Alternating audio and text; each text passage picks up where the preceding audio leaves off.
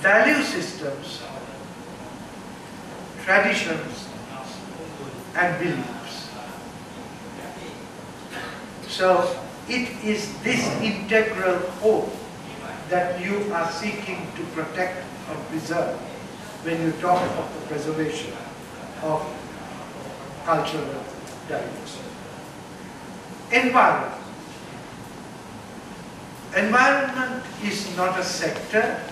You can't put your finger on environment as you would for fisheries, forestry, land, water.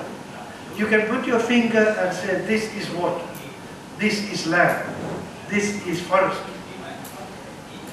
But environment is a dimension of every sector of human activity. I would even say that environment is a dimension of every decision that is made. Whatever decision you make, you have to be environmentally conscious. Let me give you an example from my own life. In the 70s, when I came home by bus, the first thing I did was to throw the bus ticket on the road. And everybody else who got off the bus threw the bus ticket on the road. And at every bus stand, you would see a layer of bus tickets thrown by the people. And I am ashamed of myself when I think of that past. And I would never even dream of doing that today. Because I have made a conscious decision that throwing the bus ticket on the road is not the right thing to do. And this means environment has become a part of my mindset.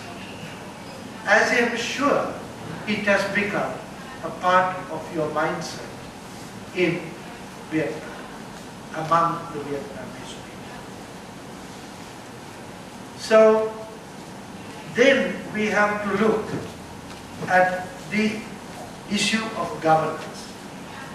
Governance is about the process of decision making, whether it be political decision making, or whether it be personal decision making, or whether it be institutional decision making. And there are fundamental principles of democracy, justice, and fairness which become an integral part of that governance process. In fact, it is fair to say that how we decide and who gets to decide often will mean what we decide. How we decide and who gets to decide will determine what we decide. And that is translated into Maya. If you have the people of Maya participating in the decision-making process, if you have the political support from the center and the local authorities, and you have the people with you, then your decisions will be so much more the kind of decisions that will help to advance the concept, the process of sustainable development. Now, if one talks of the link between policy, law and governance, it is important, I think, to realize that in our part of the world, law has a certain primacy, a certain uniqueness, a certain importance. Law triggers action in policy development and further development of laws and regulations. And that is why I think you may well consider a review of the existing laws and regulations relating to the conservation of Hoi An Old Town, the cultural and biological diversity of Hoi An and Kula Church, and put together a homegrown legal framework to achieve the objectives of the conservation and sustainable management of Hoi An and Kula Church.